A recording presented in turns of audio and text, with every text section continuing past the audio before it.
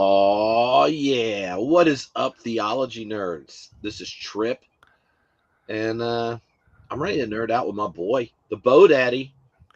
What is up? Hey, dude, I checked the forecast for our episode today, and it is overcast nerdiness with a 40% chance of controversy. Ooh, wow. In that case, we got to buckle our theological safety belts. Yeah, it's gonna be something up in here. You want to know what I got? Yeah. I got the first test blend back for the cigar for Theology Beer Camp this year. And this is my first time smoking it. I was like, because the there might be 600 people there, but there are like 40 of them that this matters to. Yeah. And I knew Lori was going to be here, who's coming to camp, got it approved. You'll be there. So I know whatever I go with, at least you two. Yeah. People may not know this, but you actually bring a bag of bespoke cigars for the special event. Yeah, I have like 6 or 7 left of last year's. So you can see it has the Lord of the Rings related No way. our logo on it. And last night, Bo, on the big reveal live stream for Theology Beer Camp, we showed the theme. Oh, look at this! They also added a ticker in this pro. Whoa, a scroll. Yeah, I think it's pretty funny. But we announced that we're doing Monty Python theme this year, and probably will never say that again because, like, we just want to legally say like it just happens to be similarly themed with meme references and font and art. Just incidentally looks a lot like Monty Python because it's like God Pods and the quest for the Holy Stein. So are we going to say things like, I fart in your general direction? Yeah. Your mother smells of elderberry. Oh my gosh, this is going to be fantastic. I've got to work on my British accent then. Yeah, last night on the stream, Sarah Heath did hers, and her mom and her family's Canadian, grandparents British, and she just turned on the accent. And I was like, well, I guess they can be on mic when they're in cosplay. I found out that all my British and Scottish accents are not good when I lived in Scotland. They mostly just let me know. They're like, it kind of sounds like an American trying to do our accent. That's what our neighbor. This is an aside, but he's little. He's like 9 or 10, right? While we're living there, super nice guy. It was great to be in lockdown with this family. They're amazing. Neighbors. So kids lined up, so everyone had people to play with. And his Irish family that lives in Scotland, him imitating Americans was the funniest thing. Yes. And he would occasionally do it, and I laughed so much that he would he would do it a lot. Yeah. Where, he's sitting there, he's like, "Can I get some water?" With this normal accent, and then I'm like, "Where's the water?"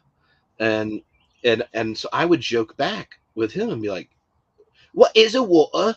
And he looks at me and he goes, "Hey guys, I think it would be swell if I could get some H2O and stuff like this," where you could just tell like his image of Americans or whoever the stupid influencers on his parents' cell phone are. And he's like, "I totally love staying hydrated." About 25 years ago, I was part of a leadership school, Arrow, and my roommate was Scottish. He was also living in Canada, but originally from Scotland. And him and I hit it off big time. So the first evening there, I'm still on East Coast time, and I had flown in. And but he had driven down because he was local, and he arrived late, and I was still up, and we were sharing a hotel room. And this guy was unlike anyone I had ever met in my entire life. He had the biggest personality, the fun. He had been an evangelist at like arenas in Europe, and he had the funniest stories. And just so we got talking late into the night, and he looks at me and says, like out of curiosity, and it just dawned on him, and he goes, "Uh, well, do you like ale?" And because 25 years ago, there weren't a lot of us evangelicals that drank ale. And I mean, now it's commonplace, but back then it was sort of still controversial, a little bit scandalous. And my eyes lit up because I thought that I was going to go my entire time there without any ale. And the prospect that him and I, the night before the conference was supposed to start, so he took me to a place, I think it's called Elephant and Castle. And we had so much fun, and he just regaled me with stories. I had never heard anything like some of the stories that he told me. And to this day, I still reference them. But one of my favorite stories that my mother loved and would always ask me to tell is one time him and I were in like a souvenir shop, and somebody asked if he was Irish. And he lost his blessed mind. And he said, do I sound Irish? And he's like, am I wearing panties? Do I eat? I don't remember what he said. Like, he just lost it. And he dug up every Irish stereotype and just berated this poor person behind the counter for mistaking him for an Irish person, because to Scots, that is unacceptable confusion. Yeah. No, it's hilarious. Like, it's like St. Patrick's Day for Scottish people. They're like, have this vibe of, why do they get a day? Let's just like, admit, we don't have like St. Scottish Day, and I'm like, yeah, because y'all were Protestant. Like you don't get saints. It's not personal. No. Can we just admit St. Patrick's Day? And I'm from Chicago. I grew up in Chicago. Like, St. Patrick's Day is a big deal, right? They dye the river green, but every year I am amused at the memes that come out pointing out some of the inconsistencies and ironies related to St. Patrick's Day. For instance, he wasn't Irish, so that's one odd thing. And also, I don't know that he, as a missionary to Ireland, would approve of the debauchery and drunkenness that's used to celebrate his day. Well, isn't like part of the unique thing about the Irish mission is it's one of the few times the church showed up non-violently, right? Oh, interesting. And so maybe what we could learn, and look, your dad was a professional missiologist. He may not have even pioneered this, where you're like, look, there are two different ways successful missions go. One, we kill people and tell them just join up, or we just get loaded with them, because historically one of the signs of creating trust to strangers is you start drinking. Then it's harder to keep lying. It's harder to get in a fight. And so, like, what is the way that you practice canonic missiology within the legacy of colonialist Christendom?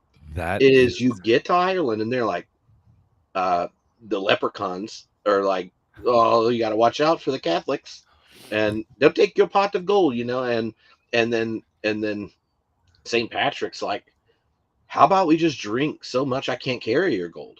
And then everyone's like, what is this? Look at this guy. He's got a vow of poverty. He's got a vow of chastity, and he's got a vow to get loaded. What is this religion? And he just gets them all full of the Holy Ghost while drinking. And so I don't know, I feel like there's a high quality missiology text right there, Bo. you know what, that is not where I thought you were going. I thought you were going to talk about his contextualization for the missionary endeavor. So I did not see that coming. That was interesting. I read this book called Alcohol. I think it was called Alcohol. It's on like the history of alcohol and the role it plays, Okay. right? And like, why are there specific alcohols attached to different historic cultures? Your microbiome's better at digesting the kind of alcohol that your ethnic heritage like is used to. So that's why you don't like rednecks. Like if I'm with my family and people are drinking bourbon, you're like, okay, they understand what they're doing when they're drinking bourbon. They've been drinking bourbon forever. You hand those same people the same amount of tequila, junk gets weird. And it's not that there's more alcohol. There's anyway. This is the metabolizing of it, right? But there's this whole each culture they have ways in which the social function of alcohol for social bonding and vulnerability, it's played an instrumental role. And so anyway, this book looks at like kind of the history of alcohol and all the places it's played. It shows up in religious rituals across culture, social bonding ones, and that's really interesting. The two times I think that was most brought home to me is the first time I was in the former Soviet Union in Russia, and the role of vodka and even saunas, and just there's a whole culture around that. And oh no, okay, Josh is going to Philippians chapter 2 about kenosis. Yes, but this is the book, Drunk: How We Sipped, Danced, and Stumbled Our Way into Civilization.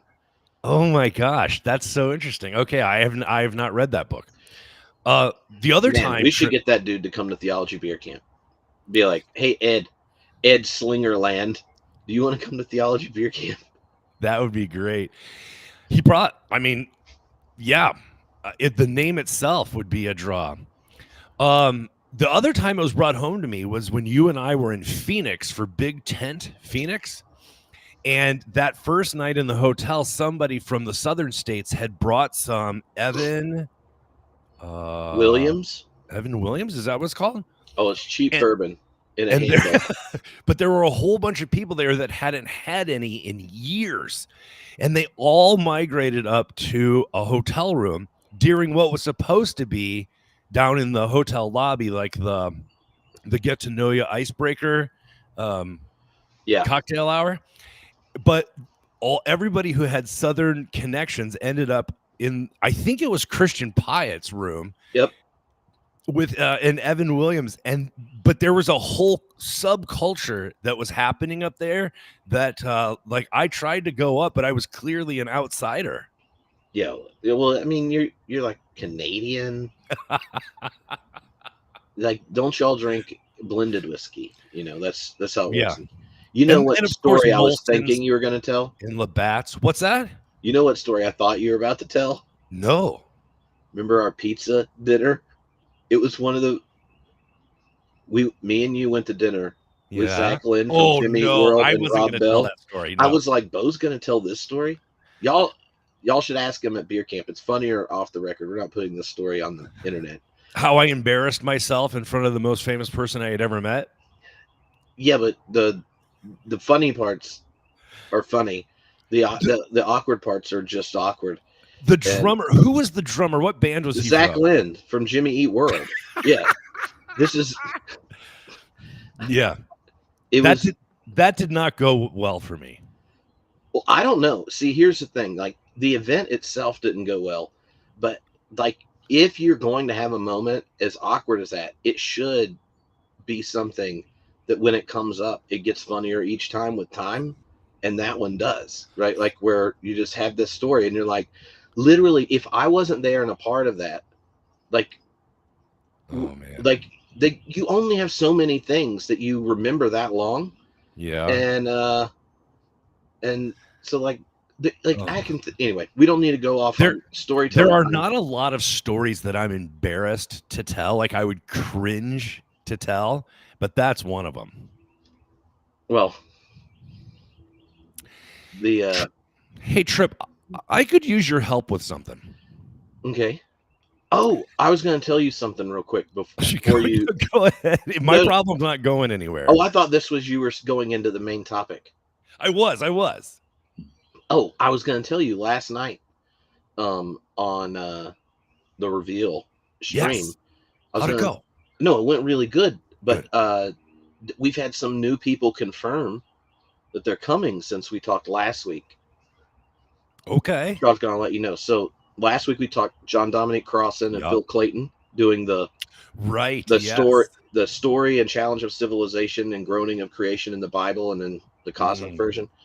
Yep, Adam Clark is coming back to Theology Beer Camp. Great. Reggie Williams, who wrote Bonhoeffer's Black Jesus, does Wow. Kelly Brown Douglas, like OG womanist theologian. Yeah. Stacy Floyd Thomas, who's like new Okay. generation womanist theologian, does theology and ethics, is the editor of this really cool series at Orbis on kind of intersectional ethics and empire. But anyway, also wonderful preacher and stuff, which also helps at Theology Beer Camp, because let's just say some of the sounding board when I send videos of people I want to speak at beer camp that don't have graduate degrees are like, I think that's better for a podcast episode, you know. Yeah. Juan Floyd Thomas is coming, who anyway, they've both been on the podcast before. It's going to be awesome. Casper Takuli, who runs the Harry Potter and the Sacred Text podcast, does the Sacred Design Lab that like helps develop ritual spirituality for people that aren't sure about their location and stuff. Did his MDiv at Harvard. But they do like, anyway, it's one of the biggest podcasts, and it's like reading Harry Potter as a sacred text, because people don't have religious baggage about Harry Potter like they do the Bible, but it's like doing Lectio Divina and all these kind of things with it. And they have a whole network of groups across the world that get together in small groups to do the practice of what happens on the podcast. Anyway, it's really cool. Wow. And I've never heard of that. I mean, that's really interesting. Yeah, it's usually in the top 10 on religion. So now I can't remember which ones, because anyway, those are more things. That sounds pretty exciting. And they're all going to end up in Minnesota at the same time. Yeah. You know where? Oh, look, I got my ticker. Go to theologybeer.camp on the 15th of May. The ticket price goes up rather dramatically, and so you should go there. Also, on our ticker, the BoDaddy is my friend and gives the best tucks. Look at that. Look at the ticker. See, it's almost as fun as putting in random sound effects. Yeah, man, this is getting really elaborate. Yeah, elaborate. Like, Tripp, stop playing with your toys. Okay, now you can set up, because I'll just say your text was very intriguing. I was like, cosmology, Daniel, 3 tiers, and I went, process thought. All right, I need some help, buddy. So I'm preaching through the book of Daniel, and it's been going pretty well. And as you probably know, the first 6 chapters are all the stories that we teach in Sunday school, like Daniel and the Lion's Den is chapter 6. And those are really easy. Don't bow to the golden idol. Well, you thought it was easy. Yeah, I did. But then it transitions in chapter 7, and it gets into the prophecy part that a lot of mainliners and progressive Christians don't interact with very much. I haven't preached it in more than 20 years, and so I didn't know exactly what I would do with them, but it's been going incredibly well. Even last week, Daniel 9, the prophecy of the 70 weeks, talking about reading it through a messianic lens of a prophetic interpretation versus an apocalyptic, and it's been really good. But I'm now up to Daniel chapter 10 for this coming Sunday, and I'm in a little bit of a pickle, and I need your help getting out of it. Okay. So in Daniel chapter 10 is a very strange story, but I think that the modern application of it is going to be even weirder than most people. Like, if I locked you in a room and gave you 100 guesses about what some people do with this text, you wouldn't get it. Okay? So the text itself, Daniel chapter 10, Daniel has a vision. And in that vision, he has a visitor that comes to him. And some people think it's the angel Gabriel, who is in charge of communication. And he references Michael, who's in charge of, he's like the archangel in charge of the military angelic forces. But there's a visitor that some people think is a theophany, that it's a pre-incarnate visitation by the Son of Man. Okay. So in this very, very strange vision, a couple things happen. And I'm going to start reading in verse 12, okay? So then whoever this visitor is that glows and, right, says, "Do not be afraid, Daniel. Since your first day that you set your mind to gain understanding and to humble yourself before God, your words were heard, and I have come in response to them. But the prince of Persia, the prince of the Persian kingdom, resisted me 21 days. Then Michael, one of the chief princes, came to my help because I was detained there with the king of Persia. Now I have come to explain to you all that will happen to your people in the future, for the vision concerns a time yet to come." And then he goes on to talk to him about what's going to happen, and then ends by saying in verse 20, "So he said, 'Do you know why I have come to you? Soon I will return to fight against the prince of Persia, and when I go, the prince of Greece will come. But first I will tell you what is written in the book of truth. No one supports me against them except Michael, your prince. And this is in the first year of Darius the Mede. I took my stand and support to protect him." Okay? So this is one of the strangest texts, I would argue, in all of the Bible. And in a bit, I want to tell you how it gets even stranger with what people do with it. But here's what I need to pick your brain about. Tripp, how do we, as progressive, let's say minded Christians who believe in scientific engagement, right? And how do we talk about the fact that our Bible comes to us embedded with a 3-tiered universe, with heaven above and hell below, or however you want to phrase that, but that there are heavenly realms and that the cosmology has a metaphysic in it that has spiritual powers and territorial spirits, strong men, angelic forces? Like, does process thought have a way of addressing the 3-tiered universe? Or do we just do like the liberal thing of dismissing it as an antiquated and vestigial remnant of the past?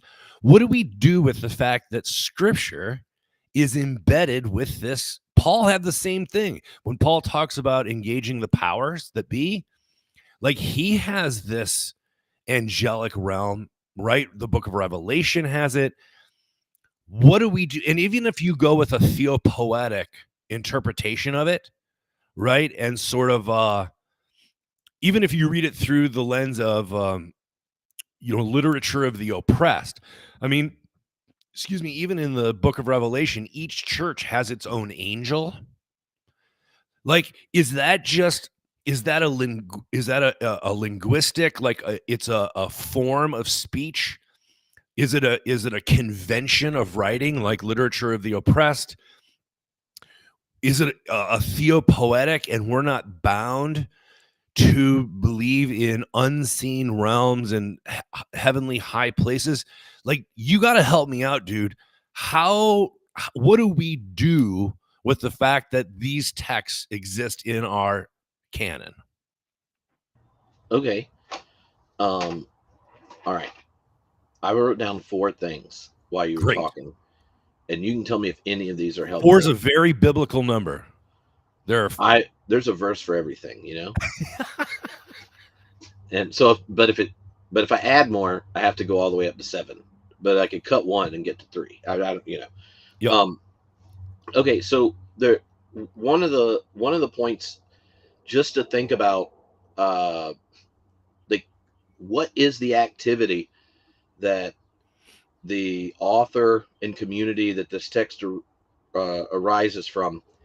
What are the features of the way they make meaning and narrate, that we share, right? So one thing that goes to my head immediately, but processing this, is that all language is always embedded in some social, cultural situation, and that language gets selected because it actually helps one thrive in relating to the world. So whatever reality is in and of itself, culture, language, and these things emerge within human beings, and the language and stuff ends up surviving because it it's selected for, right, like, in helping us thrive. So Hmm. if you look at, um, the best things we know about the birth of religion prior to anything like the high god, big god religions of Judaism, even, right? They are they emerge right about the time we start to relate to more than 150 people or so, and it's to build social bonds, cooperation, shared identities of trust when you can't actually know everyone that you have to cooperate with, which is was quite a feat. About the time we start to have agriculture and don't move, and all these kind of features there, right? So one of the things to recognize is, um, that the descriptive power of language in any age, like its world picture, um, is accomplishing something and has survived and thrived because it did something in the world, for that community. It doesn't mean that it corresponds to reality, but it does track with it in a way that the communities that took it seriously, um, that we even know about them, right? So there's that one element. When it goes to what we know about the individual, as Homo sapiens, um, it is natural. Religion is one of the most natural things we know about the cognitive mechanisms that any individual that matures naturally has. Theory of theory of mind, attribution of agency, these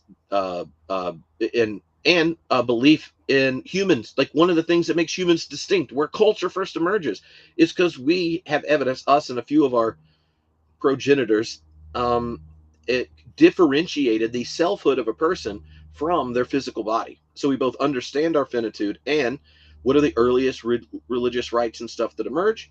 Uh, uh, Burial of the dead. It cost energy, time, and resources to bury the dead. So this is kind of like, we understand that human beings thought there was something more to the subject, right, than just material. And this is early, even before anything Homo sapiens sapien. Um, so I say that because I think one of the temptations we have is to look at this language and then just dismiss it because we're like, well, we know more now, and this is stupid. So it was doing something. We have the same cognitive mechanisms. You could both be ardent atheists, and your kids will still believe in invisible forces that have agency, and you can interpret reality and events in the world as if they were goal oriented. All these kind of things happen, right? And uh, how religious your nation is doesn't change whether these cognitive mechanisms come online. Mm. Um, so if we get to the place where you want to, like, demythologize, that text, also recognize, this is point two, that we have to demythologize our own, right? So any particular world picture, that you function from culturally and socially, uh, is is subject to the same kind of demythologizing energy. We used to tell the story, in a way in which, oh, we're moving from ignorance to more knowledge and things. But in the last 30 years, there's been rather dramatic shifts, both, a lot more of the philosophy side, but even take anthropology.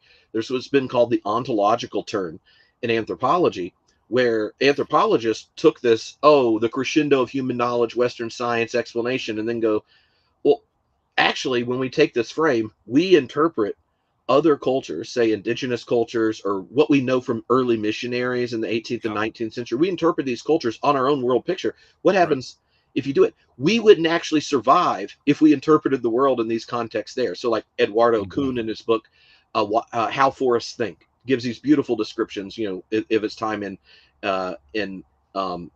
living in indigenous people. And so like when we go, no, like we don't have a grasp on reality that well. There are tons of that we come to understand. We can engage powerfully in an attempt to control because of the modern Enlightenment scientific mind. Yeah. But it also mutes and reorients our cognitive mechanisms of how we relate to the world. Like becoming literate would be a really bad thing to do in most of human history because it reworks parts of our mind that are to sense our environment in nature where we have a lot more threats. We're on animals menus. Anyway, we have to pay attention to seasons and all these other kinds of things if you're a hunter gatherer. So like the more we know about both what are shared culturally and cognitively as a species, and the more we become humble about the finality of our current given, then I think that demythologizing act goes both ways. Does that make sense? Like, Yeah. yes, theirs isn't final, but neither is ours. And I feel like there's a way for me that actually gives me the ability to go, okay, so I don't have to give final ontological status to the description that the text raises.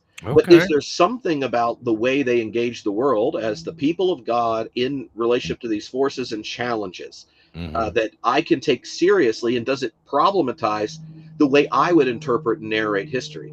Right. And I Okay. think in that case, something like an angelic realm or all that kind of stuff takes on a different tenor. Um, and so then like the three-tier universe, the appropriate question isn't, well, how dumb is that? But um like what what are these narrative stories and descriptions getting at, given it was spoken in a three-tier context? So like it, and we have to do this too, right? To earlier, even modern thinkers. Think of prior to the current dominant cosmology, variations of what normally gets called Big Bang cosmology. Um, there was a time that the sophisticated account of the universe, it had no beginning. Now, some of us process people might think that's reasonable for other reasons, but like most people go, oh, there's a T1, right? The first moment. Well, that happens. And then there's a whole bunch of theology that was done before that that was modern. And it's like, no, well, now we know how the world works. And oops, now we learned this other thing and we have to change it, right? Okay. But when we go back, we go, yeah, but we learned this. And now we can reread Schleiermacher with an updated this or that. And this, I think, partially because we're closer and it's part of our lineage. Okay. So to read generously people of the past that didn't have the knowledge we had, because they could have knowledge that we don't know how to ask the right question to get at. And so if we've learned to do that with people in our own tradition, and that we share a lot in common with, what's it like to do it with our ancient ancestors? And so I like to think of when you get to texts like this as a minister or even in the classroom, it's how do we uh, how do we take our ancestors of faith seriously and don't patronize them, and and let's treat them how we hope in 500 years, if human beings are still around doing things, they treat us. Do you want to go up and like, can you believe, did you look at these people, they got such a reductive account of consciousness and now we know X, Y, and Z is just stupid, I don't even care, look at this is just wrong? Or are you going to ask, like, uh, is there a difference between the descriptive account of one's faith and its relationship to a world picture and the energetic form or enactment of one's faith within it? And so the part of these texts for me um, are like helping us learn to think with uh, someone that is a part of our history and a part of our faith that have very different assumptions and givens, and yet they're part of us, which is going to be a hard task because apparently at this point we can't even do it with half the people on our streets. So, Yeah. but it is a thing to learn. So, yeah. No, that's really interesting starting point, because I mean I struggle with that sometimes, like if I'm reading the patristics, the early church fathers, trying to figure out Christology, the early formulations of Trinitarian theology.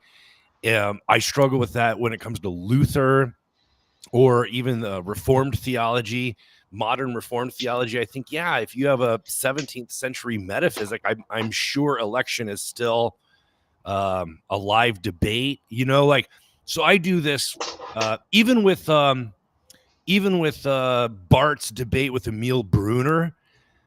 I struggled with that in seminary. Like, this, I don't know, this doesn't seem pertinent or like binding now. It seems like we've transcended that. So I recognize in myself what you're talking about. For me, it's not with the text itself of scripture, but in subsequent theological controversies, I find myself like sort of shaking my head like, I can't believe this was such a big deal. Like, and people died over it. Yeah. Yeah. But I'm interested in, when you're looking at the text, um, like what, like where do you go first, or what's the observation that pops in your head first? Because I mean, there seems to be a number of different features of it that I'm attracted to. But I'm interested in, like, when you read it, Yeah. where do you go? Okay, I think this is the place I'm going to begin. I want to see how similar it is to my immediate intuition. You've thought about it more than me. So I've modified Recur, and I bring 4 questions to the text. What would the original audience have understood that I don't? The second one is, what do we do with it? Or what has it come to mean in history? Like, has it evolved or taken on any new meaning or baggage? The third question is the application question. What do we do with it in our modern context? And then the fourth question that I get from Recur is, what's the future of this text, or what's the most it can mean? So that's, for me, that's the lens through which the 4 questions that I bring to every text. Oh, that's helpful. The Yeah, and one of the things Recor helps with too is the what do you call it? It he he is aggressively dismissing kind of the hyper modern framing for how you do with text, Right. how you deal with text. And so when you look at it, right, to me, one of the things that comes to mind almost immediately is when you read this with the whole of Scripture, right? Especially if you're thinking even the Son of Man element, there is the "Do not be afraid" line is a rather consistent one. That's true, right? And what is Daniel afraid of? Right? It is the way he sees powers beyond his limits to do anything about, shaping and determining history, and reorienting and perverting the context of flourishing for him and the people of God. Right. And so there's this element going on, right, where it's like, how do I narrate and make sense of things I have intuitions about and see working that are beyond my ability to do anything about, these nations and doing this? And yet the first word of faith is do not fear.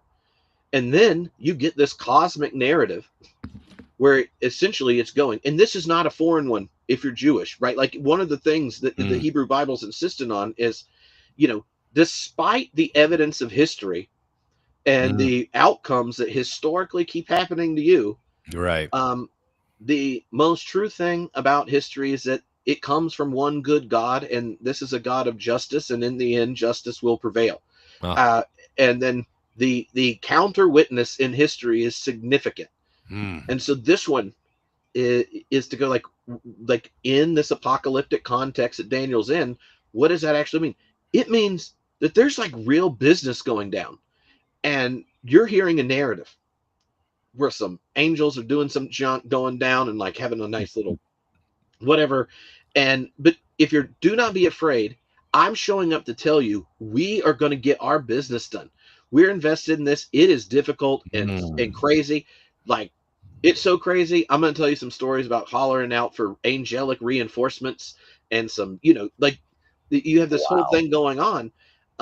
But despite your ability to look at history and narrate how God's providing the solution, I want you to know God's all in, and you can still be too. And you can go join God in going on, and you don't need to have fear, because even if these like evil angels are battling with so and so or whatever, like reinforcements show up. Like you do not live in a world that is Mm. inherently dualistic with a good power and a bad power going off back and forth. No, you live in one where there's one good God. And these forces that resist God have their origin in God and have an end in God. And so do not fear. They Mm. don't have the ability to be the author of the story. And it doesn't matter who claims God's identity. It doesn't matter who claims to be the son of God. The different emperors doing this. Like they're just wrong. And Mm. so take a big deep breath and know, yeah, some angelic angel shit is doing horrible things, and they don't get to have the last word. It's just Wow. not. And so you could just think of what that would sound like in our own context, right? There are tons of people looking at just even like not tripping his more leftist versions of things, but just like where you're looking there going, how the hell are we like running? Like, when did we become allies of Russia and are undoing um, the post World War II era, which is the longest Europe since they had nation states, didn't like turn into crazy wars and kill each other. We're gonna f around and find out about that. What what are we doing? We switched to think of all that going on, and you could name it. And then Daniel like is sitting there, overwhelmed by anxious, fearful for real reality, and he doesn't get told the reality's not real or the Yeah. challenges are. No, he's like, dude, there's some like crazy angelic battles and stuff going on. There's real stuff going down. But Mm. it begins with don't fear. Don't fear. And I'm going to tell you the truth about what's going on, like, and it's going to include all the horrible stuff that you're facing. And yet, that is part of a bigger story that Mm. allows you not to be determined by your anxiety and your fear, Yeah. not to close yourself off, not to turn interior, not to give up hope, because fear only makes sense if you don't see the big picture. And Mm. so I'm going to let you in on how junk's going down. And Michael's like, here's, you got to check this stuff.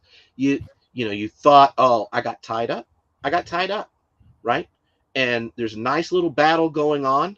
And Yeah. then there's this other bad demon. He comes out and he hands this one prince a chair and he whacks me. People are like, whoa, you aren't going to disqualify them, Judge? What's going on?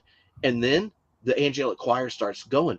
And like Ultimate Warrior, I just started shaking up and I clock him. And then boom, Hulk Hogan comes out and joins the fight and it's going down. And I came over here to let you know we're going to dominate these fools. Like I'm a Hulkamaniac.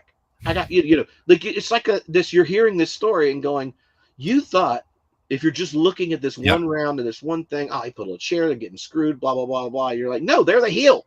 The heel eventually loses. I know Yeah. what happens at WrestleMania. Anyway, like No, that's I feel like there's a scent, right? Like so, then it goes what is the wisdom our ancestors are giving is permission to be honest about the tragedy and injustice of reality and honest about what the nature of hope is in the world. mm. And so fear can be conquered by faith without the transformation of what's going on. Mm. um, So there's a historical, that's really good stuff. There's a historical component that I think makes it even more interesting, which is that the story of Daniel is set in a Babylonian captivity at about 600 BCE, let's call it. But scholars think it was written in the 200s BCE when they have returned from Babylonian captivity and are now under um, by the Greeks, specifically Alexander the Great. They are under in their own territory, military occupation. So the difference between captivity and occupation, right? And the year 168 becomes really important as you get into Daniel chapter 11, because you move from, in this prophecy in Daniel chapter 10 that we just read, you move from the Persians tried to move all the way out into Greece and were unsuccessful, I think under Xerxes, if I'm right on this. But it wasn't until the Greeks actually came and conquered the Persians that things got interesting. And then you add in this group called the Seleucids, who were a seafaring branch, let's call them, of a Greek civilization that conquered, and they moved down into Egypt.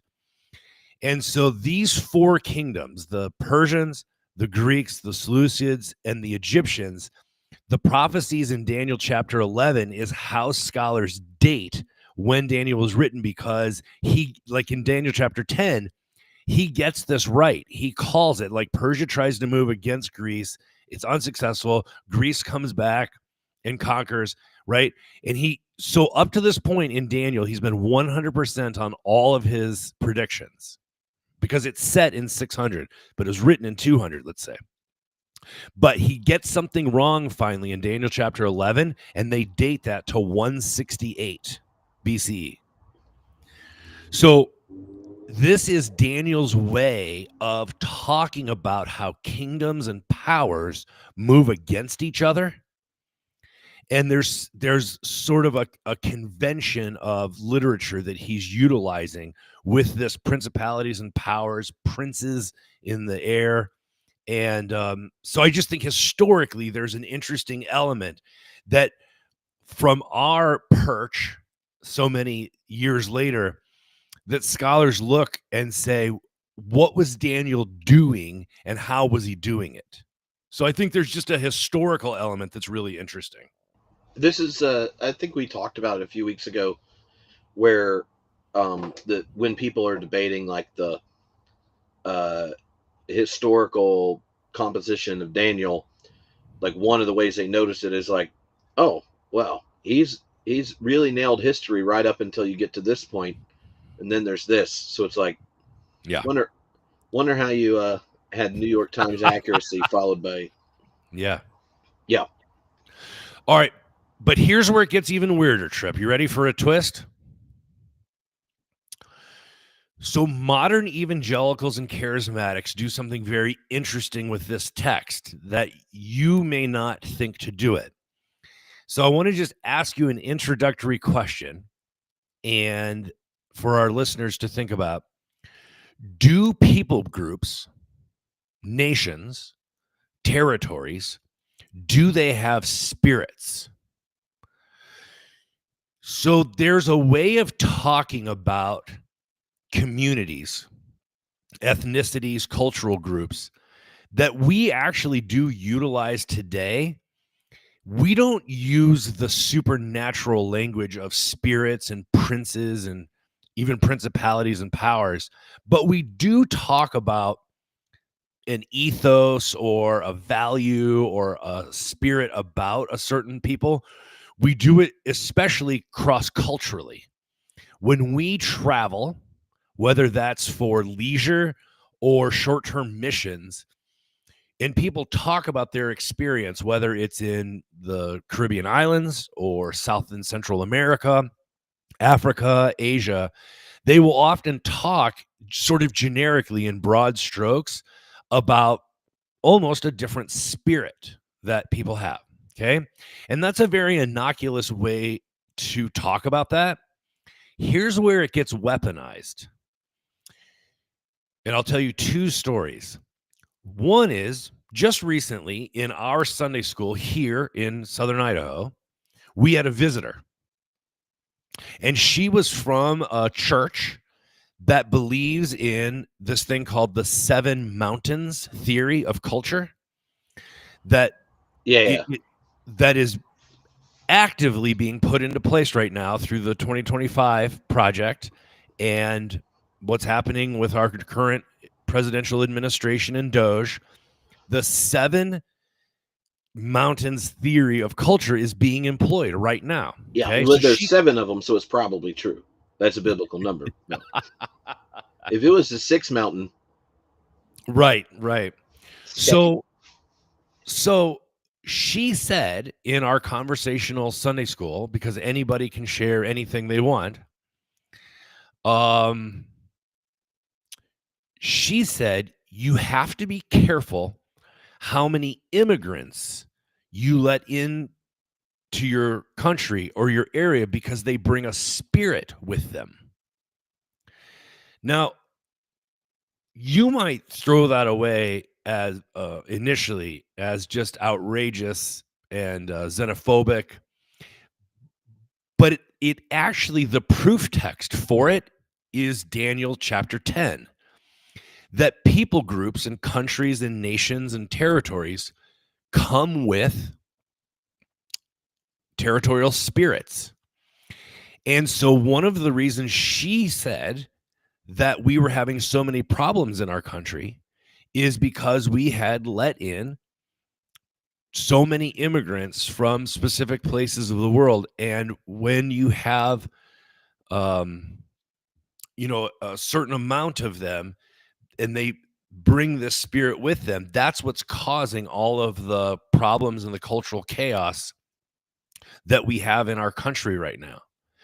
So you might, Tripp, if I gave you 1,000 guesses and you're reading Daniel chapter 10, you may never come up with a racist or xenophobic interpretation of it about immigration. Right? I don't think I would. But now I'm going to take it up a notch. When I was... Can I ask a question about that to make sure I'm understanding? Please, yes. And, okay. So is this something like, so in the text, one of the things, if I was going to do 5 points, but obviously not a biblical number, it seems that one of the things in apocalyptic literature that's in both the canon and out, it appropriates that the Hebrew, like the Torah texts that are henotheistic, right, where there are different tribal deities, Yahweh being the one for Israel, so like Baal and the Philistines, and you get this language of the deities battling it out and stuff, and yes, you have your God, but then there are these other gods for these other peoples. And then eventually you see a transition where the other tribal deities are angelic forces, not God, because there's only one high God, Most High God. Then you get, like in Psalm 82, Yahweh just kills all the other ones because they aren't doing justice. And then now you just have one because God killed the other gods because they weren't very just. Or you get these, like the divine warrior motif in the Psalms is like Yahweh-izing like Psalms that were to another deity, but like then the character of the gods change, but the language is appropriated. That's grounded in a lot of weather imagery and these kind of things. Oftentimes, and I think this is John Collins, who's one of the leading scholars of apocalyptic literature. But I'm thinking back like 15 years at this point. So when I took an apocalyptic literature class, one of the things that language used is that they often in the ancient Near East, those gods actually were described in ways that match how the other tribes and nations saw the character of that people, right? So, so like, oh well, the spirit of these people that you're describing, that angel, it's acting like the one narrating it goes like, this is our characterization of the Amorites. So their god acts like this or whatever. And Philistines. The Philistines were a warlike people. Yeah, and so's their god, and they got that. They the got Assyrians with Moloch. Yeah. So, I mean, we could look at that, right, and go, that's dumb. But if we use if we use like that kind of what I was talking about, you'd go, well, no, we still do the same thing, right? Like, think of the language used in the Cold War. that legitimated all sorts of foreign policy. Oh, Yes. the bear, these kind of things. Think Yes. of why we love talking about World War II. It's because the way we narrate ourselves as Americans, we're like the hero and the Yes. goody, and in that, the confidence about our excellence kind of set up some Yes. stuff. So like we still do the same thing, and uh, and and the reason we do it is we're trying to articulate how we both understand what's going on in history, our place in it, and in the way we narrate ourselves as a people. Like, who are we so that we can try to hold ourselves accountable to this vision of our collective identity, right? And America had this vision, and they try to act it out. And sometimes when you have a bad narrative, it sets you up to do horribly imperialist things that support the implementation, Mm. the kind of like post Cold War implementation of the global market system that pillage the planet and the poor, and under an extractive logic. But you are just telling the story about America and democracy and freedom, and you like completely miss it, right? Because your narrative of your idolatrous narrative of your God uh, sweeps this stuff in, right? So like I feel like there are really cool the moment you go, this isn't talking ontologically about an actual angel, but it is talking about how we articulate our narrative, our understanding of the neighbor, and all those things, right? Mm-mm.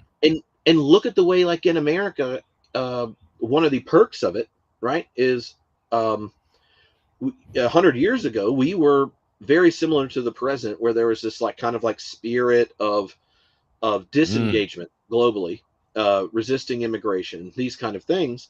And after that is when you get the kind of vision that is now people are rolling their eyes at, growingly, where, oh no, part of like one of the cool things about America is we are a multi-ethnic, multi-religious democracy, and the image of like the melting pot, right, where America gets cooler, and we like ourselves better. We have better food, we got better music and arts, we got all these things. And why? Because we like, if you want to be a part of us, we want you to be part of who we are, right? And there's that image. Um, the other kind of image that emerges in the 90s around these issues is where people are like, oh, we should be more of a tossed salad, like where these Mm-hmm. different cultures and expressions stay autonomous, but they're all in this same bowl, right? And Yeah. there's that particularity side of it. And when I think of someone reading that text, noticing what's there, and then going, oh, you got to watch out because the spirits of these other people are going to come in. Um, Part of what I think they're pointing at is, and there's real good social science on this, if you want to have a collective identity and narrative for a people, one, it actually is intensified by the acquisition of other people into your space in a non-combative way. But Mm. there's a shift depending on kind of how your personality type works, where the presence of people that you don't experience as having a shared culture, when it crosses about 15% of the people you interact Yes. with regularly, Yes. you now feel like your own identity is under threat.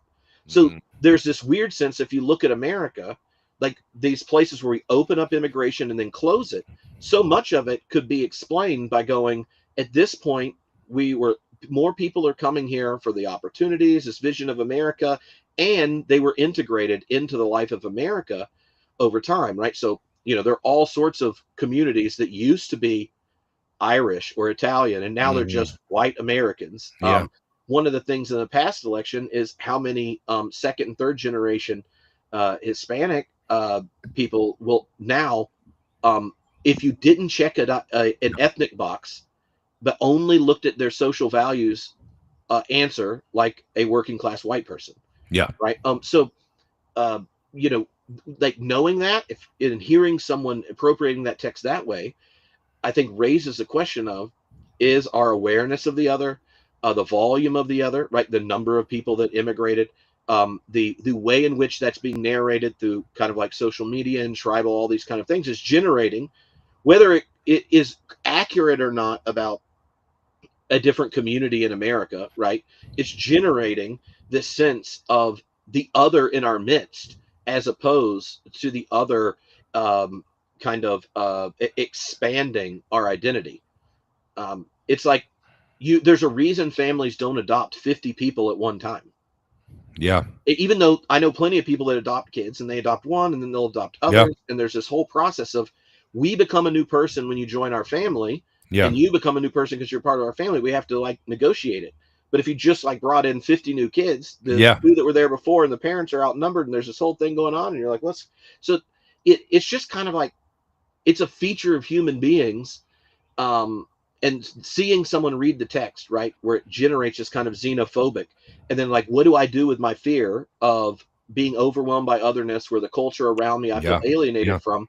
I'm going to attribute it to Yeah.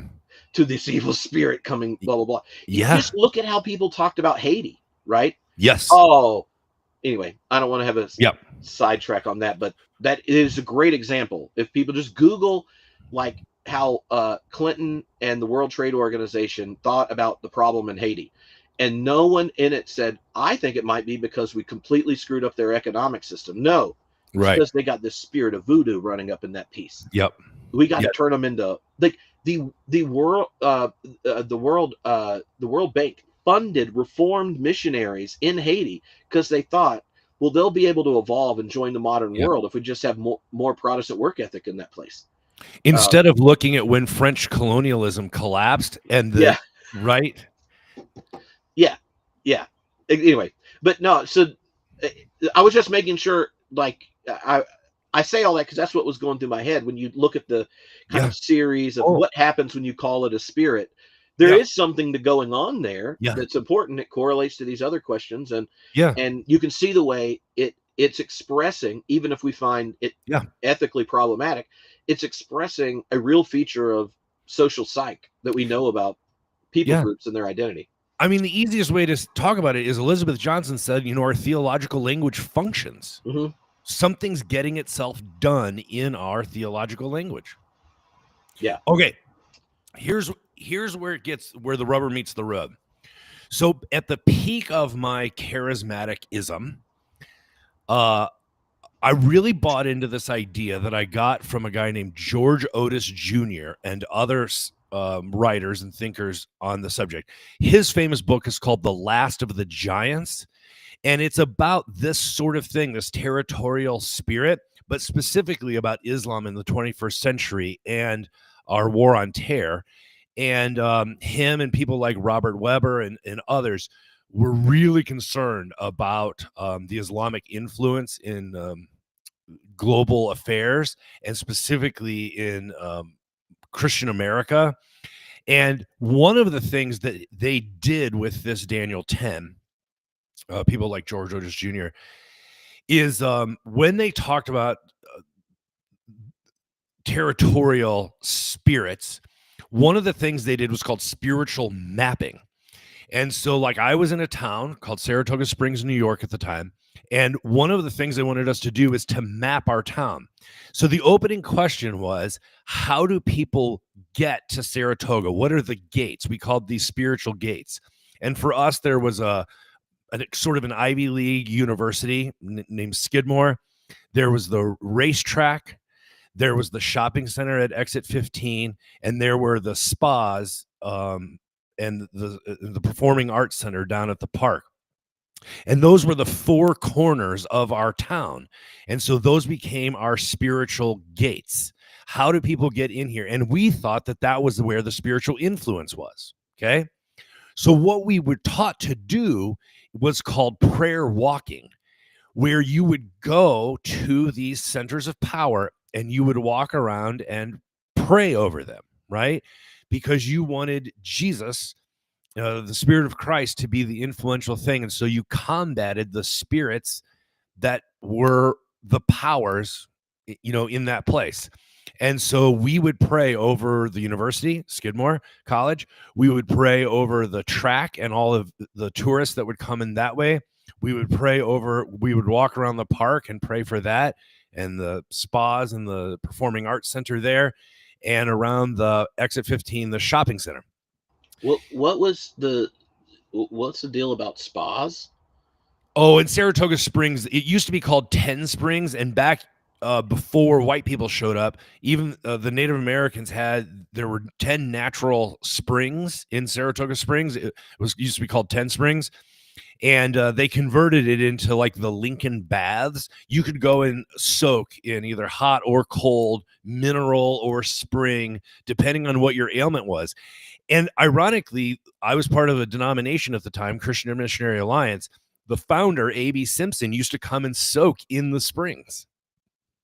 So basically the community you were part of then saw like the soaking in the springs thing as some like pagan spiritual type thing.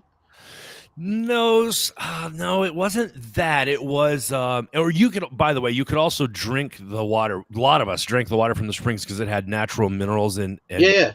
things in it. It was basically that trusting in anything other than God's divine healing. Why we didn't think the springs were a gift from God, I don't know, but Yeah, that's kind of what I was trying to figure out. The like I'm like, well, wouldn't a spring be like way more a gift from God than yeah, Tylenol? we didn't have a great natural theology, Tripp. Yeah, well, that was before you realized that Bruner won the Yeah, debate with Bart.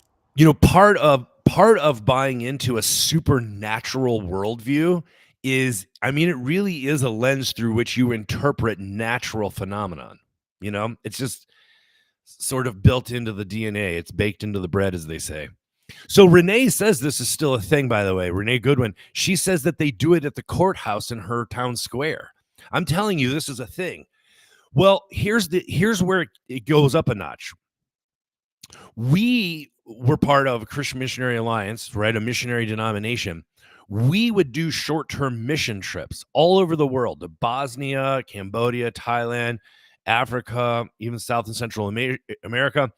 And we would do these prayer walks. Missionaries would teach us to do these. And what you did is you would come in and, you know, whether you had VBS for little kids or whatever, how you would prepare is you would walk around the town, and instead of praying with your eyes closed, you would pray with your eyes open, and you would try and take authority over things that you thought were bad, right?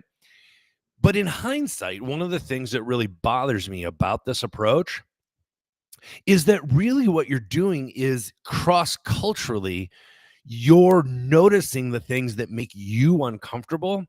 And if you haven't done your own internal work and your cultural sensitivity training, it can be a cover for very racist and xenophobic perspectives, but that you chalk up to spiritual discernment, right? And there's just something about it that makes me very uncomfortable. And I was thinking about this when I was in Philadelphia visiting my sister one time. And I noticed that in Philly, there's a lot of people who sit out front on their stoops. If those people were to come to my suburban neighborhood and do a prayer walk, they would probably pray against a cold spirit of suburbanism where no one sat out on their stoops. And then I would have to explain to them in this imaginary conversation, I would have to explain to them, oh, we don't have stoops, we have porches, and they're not out front, they're out back. And if they saw the fences separating everyone's property and the garage doors were down, they would probably pray against a cold spirit. And they wouldn't be wrong. It's just chalking it up to a supernatural power instead of a cultural collective value.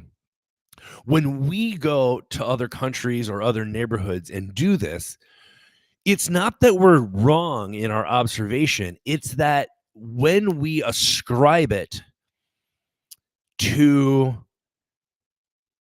spiritual realms, it can be weaponized in a way that our racism and cultural insensitivity is masked and justified by these spiritual mechanisms.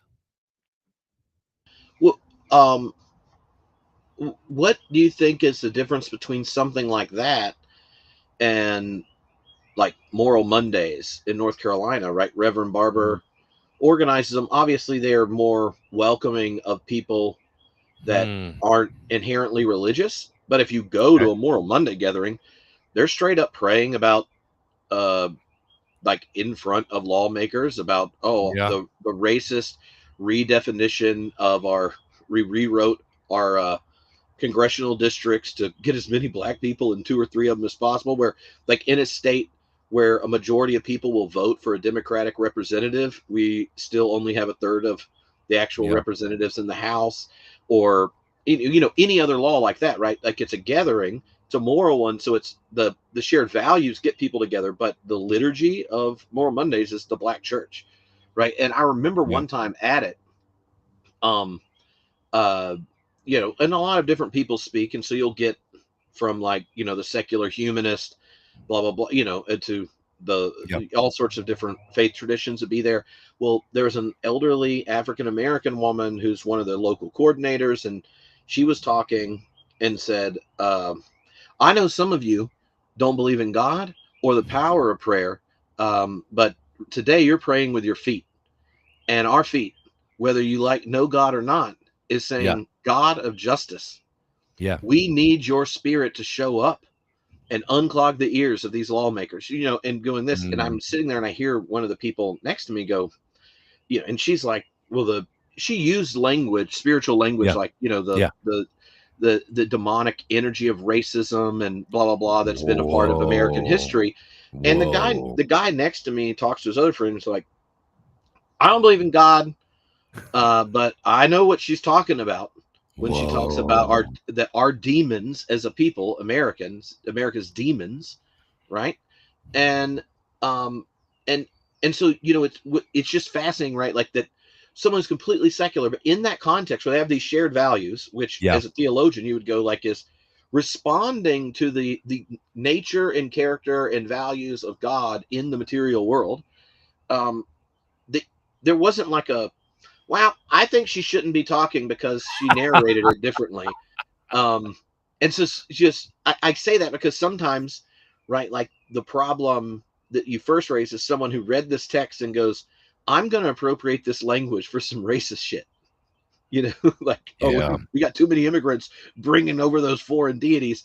And you kind of want to ask, you're like, yeah, I wonder what the Native Americans thought what we brought over when we showed up getting off the plane. They're like, well, Yeah. I don't know. By the time someone actually read the Gospel of Matthew, they finally like it gets translated, or someone learns English. They're like, they, this is the guy they came over talking about.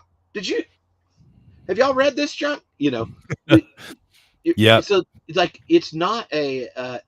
So one of the problems might just be the actual character of the God that this language is being leveraged towards, not Yeah. that human beings understand that there are values that transcend what an individual does, and that the life we have together with our neighbors can be dramatically shaped by the values that are enacted as a collective, Hmm. and how we want to narrate them is one thing or the other.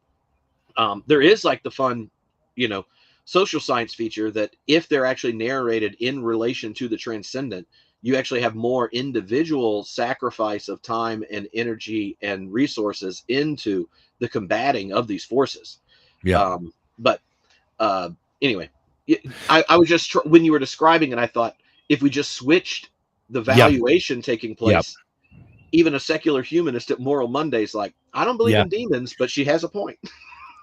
That's a great story. Let me just piggyback on a couple things there. Randy Woodley, when he talks about drums, singing, and dancing in native ceremonies, he talks about how they were outlawed because they thought it was demonic. But then he goes on to detail the Christianity of the white settlers and how their use of violence and control was far more demonic than right. So if anybody is interested, that Randy Woodley does a great job with that. The other person that I love on this is Eddie Izzard, the cross-dressing comedian. He has a section when he talks about the Church of England, and he contrasts it with black spirituals. in the time of slavery, and he contrasts the singing between those who had power and those who didn't have power, and how ironic it is that, you know, these live, powerful, expressive, right, songs came out of oppression and slavery and domination. But then when you listen to the hymns of the institutional church at the same time, you know, and he just has a funny way of making fun of English Anglican singing. And you would never know that they had all the gold and all the power and all of the right. So just two things that I thought of when you were talking about that. But to go back to your question about Moral Mondays, I think the issue really comes down to power.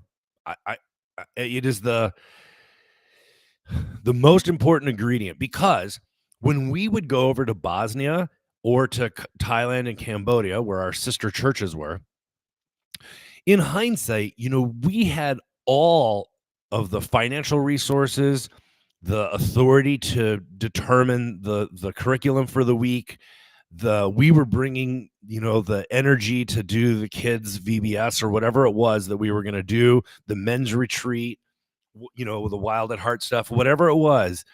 And so for us to come into their area and to walk around and pray against things that we thought were bad from our Western perspective and our privilege, and for us to try and take authority over their territorial, you know, geography.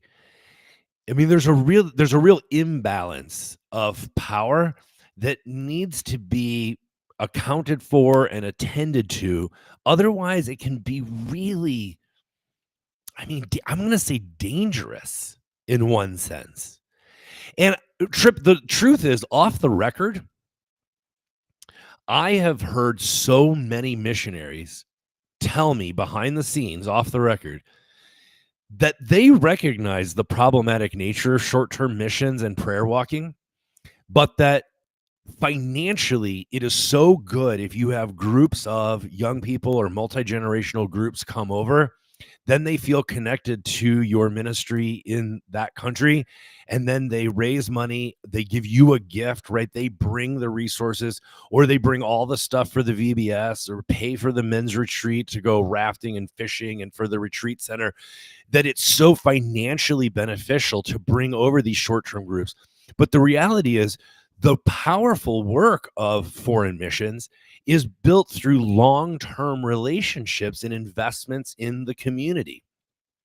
The trade-off with these short-term missions is that they're basically, in these missionaries' words, glorified vacations. They're glorified tourism under the banner of something spiritual, but that the financial benefit means that you can't not do it, because otherwise, you know, you're over in a Bosnia or a Cambodia and people sort of forget about you. By bringing over these groups, they become invested in your work in the country. But it's actually your long-term relational networking that makes the biggest difference in for foreign missions, right? These short-term things, and specifically the prayer walking, I don't know, man. And so when you couch that within an understanding of whether it's the Last of the Giants and spiritual mapping, prayer walking, or even this Daniel 10 and the territorial principalities and spirits, there's something about it that is just really cringy. Mm-hmm. So, okay, what comes to mind here, and I'll say a little something, mostly because I'm pretty sure you will remember way more about this. But you remember how, like, the emerging church movement, Yeah. how inspiring Leslie Newbigin was, the guy that kind Sure. of like pioneered the whole missional thing. Yeah. And so, like, thinking of, say, that short-term missionaries experiences or prayer walking and things, I feel like if you take his framework, that the very same activity, like of a prayer walk or going to meet another place with a different missional framing, like if you decolonize the notion of mission, then it can actually be a deep experience, right? So um, the few things I remember finding really helpful when in reading him, back a long time ago, is he begins thinking about mission where there's a pre-existing divine presence anywhere in all Mm, creation, right? mm. So in before any missionary arrives, you already know that God knows the name, faces, and cares about each and every divine image bearer, Yep. and so you don't bring God to new places. Right. And so that sets up this different way of understanding how the gospel arrives in cultures, because no culture bears the gospel, it's expressed in cultures differently.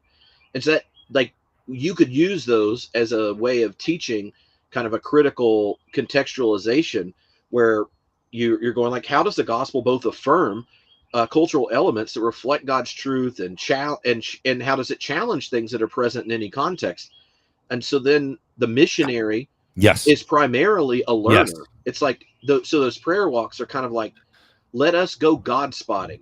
Let Yeah. me, as someone that's learned this culture, name all these beautiful things that I couldn't have known Yes. except I got to know my neighbors and got Yes. to know this place.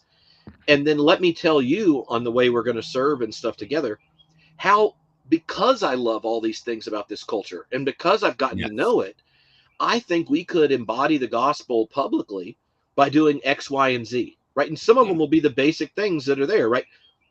Caring for people's health care, or Yeah.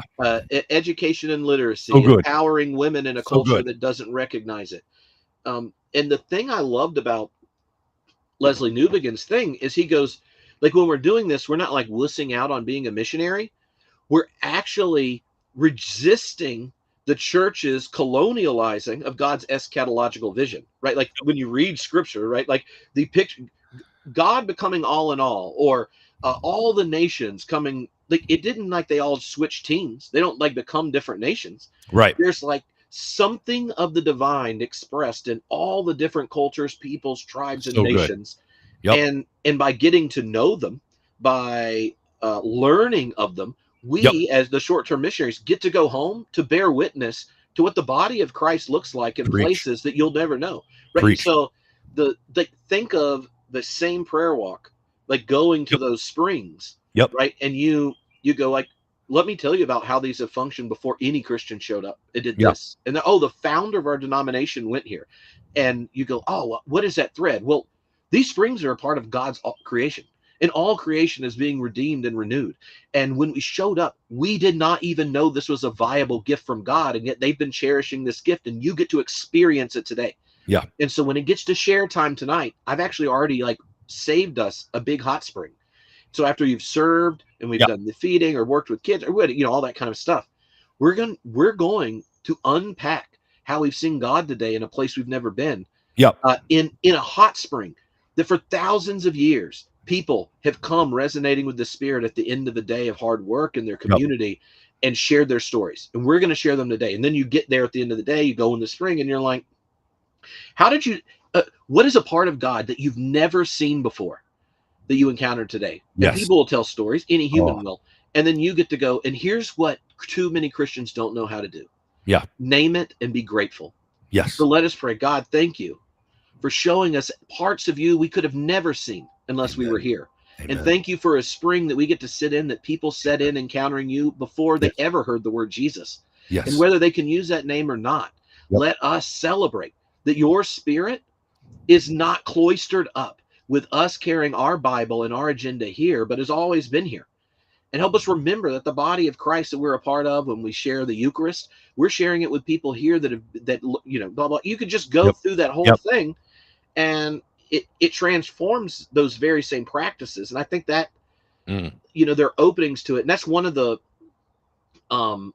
I think that's one of the gifts evangelicalism that encounters the modern world and has these progressive values that something like that expresses, can actually like give those of us that Yes. are in mainline traditions Yes. who aren't even sure God's present and active in our own world, and that the Wow. responsibility for the divine's been outsourced just to us and our political investment or whatever, Yeah. to go God like, help us. let us name it, let's be Yes. grateful for it. And you're actually teaching in that short-term experience a way to think about the gospel in your own culture, right? Yes. Like, what are the things here we're going to celebrate? Mm. That at the Moral Monday movement, this atheist is sitting there and was okay with demon talk because he understood that America has demons around race, even if there aren't real demons. Yeah. Or what, anyway, to me, there's it, like so often we just chuck everything out. And that Leslie Newbegin's kind of like thinking about mission and what Yep. it's like to do it seriously. Yep. I found so helpful at that point, like when I Yes. first read it. But that's about all I remember of it, though. Perhaps the best book on the subject I've ever read is called Eternity in Their Hearts by Don Richardson. He takes out of Ecclesiastes chapter 3, verse 11, that God has placed eternity in the hearts of humankind. And so our job, right, and this is a very Quaker idea, our job is to find that light that God has placed, eternity in the hearts of mankind. So on a side note, Eric Lindquist in the comment section says, religious tourism, where Tebow's family made its money. And it's cringy because it's a profit center more than anything else. So possibly cynical, possibly true, maybe a little of each. Are we going to take the knee, the Tebow knee? But Tripp, I want to tell you a great story. In 2010, I wrote my master thesis on contextual theology at George Fox Evangelical Seminary. Randy Woodley was my primary reader, and my secondary reader was Richard Twiss, both Native American contextual theologians. In my section on of my master thesis, one of the things I talked about was the springs of Saratoga and how they became a framing metaphor for our entire ministry there at the church I was at, and how we actually experienced revival and renewal and physical healing by talking about the springs and using that as our framing metaphor. I also talked about my trip to Ukraine in 2008 when I discovered that the trees in the city that we were in during the Soviet days, they would bring very sick people with respiratory problems to this city, and that scientists had recently seen that it's the way that the pollens of the different trees interact with each other that there's something about it that is healing. And I talked about in Revelation, there's a verse that talks about that the trees are for the healing of the nations, right? So I thought I had done a great job on this master thesis. And Richard Twiss, during my exam, my defense of my thesis, Richard Twiss says to me, so you talked a lot about the springs. Did you ever take sick people to the springs and have them drink the mineral water or soak in it? And I froze and I thought, oh shit. And I said, no, it was just sort of a metaphor. It was a word picture for us. And you could tell he was like, how much of a dumbass do you have to be that you have this natural resource and you use it as a word picture and a metaphor inside a metal building, right? We had built our own church building. You're inside a metal building with a cement floor. You've blocked out all of the light so that the PowerPoint can be easily seen. There's nothing natural in the building at all, but your entire ministry is based around these springs, and you never took sick people to soak in the springs or drink the water. And Tripp, my only defense was, I mean, during the week, I would go to the springs to do my devotions, and I would drink from all 10 springs. But no, as a ministry model, we didn't, I mean, it was just an idea. And you could tell he was completely dismayed, like, how dumb are white people? Yeah. Yeah, which if people want to hear him ask that question, they can go listen to the podcast we did at Wild Goose West, 12 years ago. With Randy and with Richard and Andy. It was, oh Lord. Talk about cringy, man. I have so many stories. We're going to come full circle here, from the pizza at Big Tent Phoenix to defending my master thesis with Richard Twiss. I've made so many dumb, mistakes but think by the grace of God that I've learned from. But man, sometimes to tell the stories, you just shake your head and think, whoa, what was I doing? Well, thanks for helping me think this through, Tripp. I mean, I'm serious. I haven't preached through Daniel in more than 20 years. I knew what I wanted to do with the first 9. And now it's week 10, and I'm staring at this text thinking, what direction do I want to take this? And so I have really been looking forward to my Friday crowdsourcing sermon prep with you and this crew in our comment section. It's been very helpful. Thank you. Oh, it's always fun. It's always fun. I wrote something down 40 minutes ago. Oh, I forgot because when you mentioned record, yeah, he has this line where he said, this is in light of that 4th point on your, really the phrase he uses is the surplus of meaning. That's right. But he said, we need to learn to read scripture not as not propositionally but dispositionally, by in the naming of God, a new relationship with God, self, world, others generated. So texts are not deposits of truth, but a call to faithfully enact a productive clash or fusion between our world and the world envisioned in faith, and which makes revelation not a propositional thing but a performative one. I like that. So not dispensationalism, but dispositional.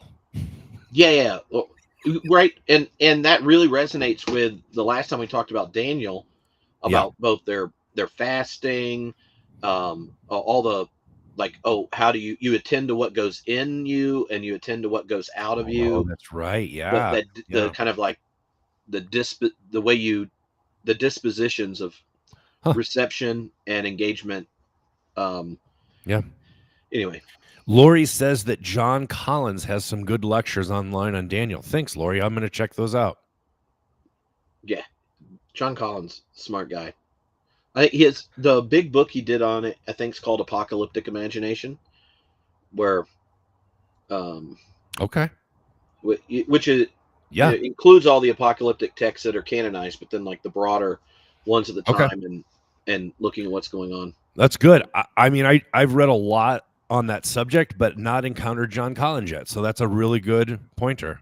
Tripp, I gotta be honest. If I were to draft a team to do group sourced sermon prep, I think Lori and Renee Goodwin and you would be my first 3 draft picks.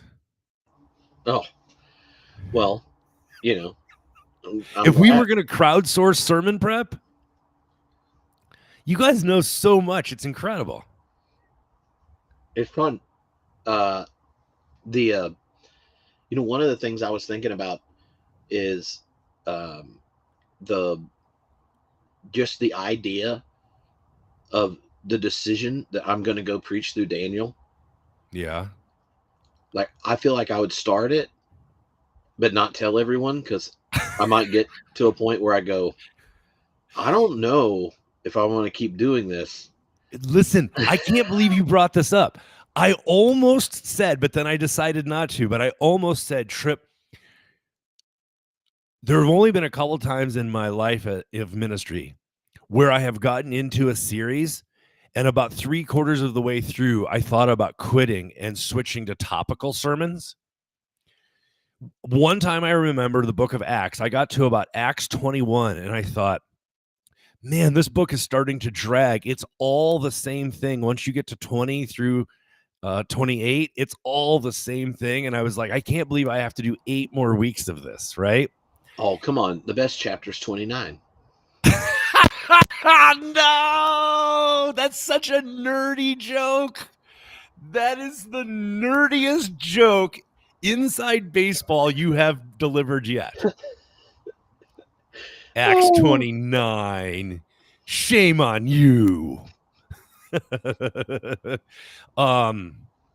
But this Daniel series, I've been sort of dreading 8, 9, and 10, but I got to tell you, it's been better than I could have imagined. It's more interesting to read it through a progressive lens, like even a messianic component, historically fulfilled, than it is to write to jail, Josh Patterson says, than it was to read it through an apocalyptic lens as a charismatic. I'm actually enjoying reading it through this historic messianic progressive lens than I did as an eschatological event. I'm really enjoying it. Awesome. Right to jail. Well, thank you everyone for hanging out with us. I like getting to do this. Definitely enjoy our regular live streaming commenters. It's a lot of fun. And would love for y'all to come hang out with us at Theology Beer Camp, theologybeer.camp. We're gonna have some fun. But yeah, no, this is good. You should send me a link to where you post your sermons and things so I can put it in the episode post thing, since people have been hearing your sure prep. I will. Hey Renee, there is no videos of the acts. That was before YouTube. That was like 21 years ago, so no videos, unfortunately. But I will send a link to these Daniel ones. Awesome. All Thanks, righty. everyone.